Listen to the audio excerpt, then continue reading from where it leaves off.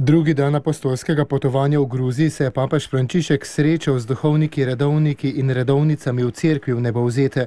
Na začetku srečanja je papeža pozdravil apostolski administrator, zatem so sledila 4 pričevanja. V nagovoru je poudaril, da je potrebno sprejeti vero, ohranjati, da raste in da jo potem posredujemo naprej.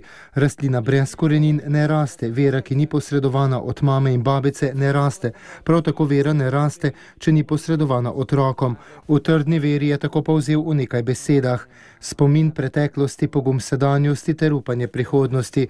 Posvečenim osebam pa je na to dejal, naj se ne vračajo nazaj, ko so težave. Če želite že gledati nazaj, je v takem stanju v redu le spomin na prvotni trenutek. Tako vera ostane trdna, poklicanost ostane trdna, skupaj z našimi grehi, je poudaril sveti oče, ki se je na to obrnil na zakonce. Dejal je, da so v zakonu 3 zlate besede: smem, hvala, oprosti.